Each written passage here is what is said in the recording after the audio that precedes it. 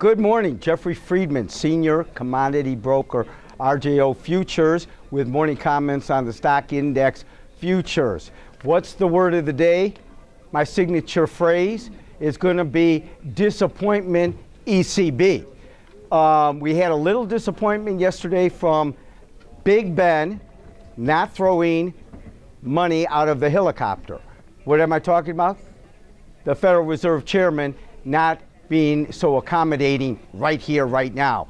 What was the phrase that both gentlemen like to use? We're ready, willing, and able. Kind of like a phrase from the real estate market. Willing, ready, and able buyers to buy the real estate. Now, have said that, we did have some economic news, but it takes us a back seat to central banks all over the world, and those were your three major concepts. The Federal Reserve of the United States, the ECB in Europe, and possibly China, and then also non-farm payroll. So we have one more big event tomorrow morning at 7:30 with non-farm payroll, the employment situation. We have to create jobs. What we had on the docket today wasn't all that important. Initial claims, which was an employment situation.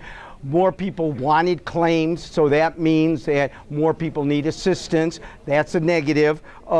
Looking at factory orders, that was a negative. We were looking for 1.0, and we, let's see, we were looking for 1.0 and we got 1.0. So that it wasn't all that negative on factory orders.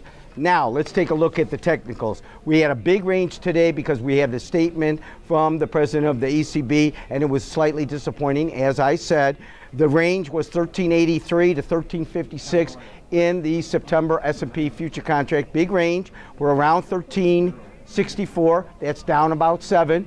We were up, before he started his little speech, we were up about 8 to 9. We were powering our way up to the highs. And when he came out and said what he had to say, we went down and made the lows for the day. Now we're kind of coming back. Looks like you can't keep a good stock market down.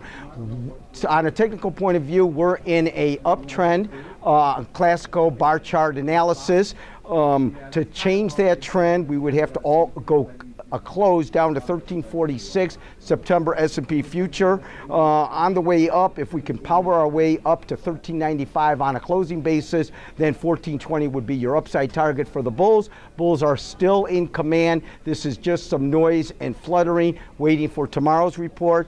On the way down, a close under 1361, or you could draw a line around 1360. That would make the bears think that we are going to head towards 1346. The trend would not change unless we close under 1346.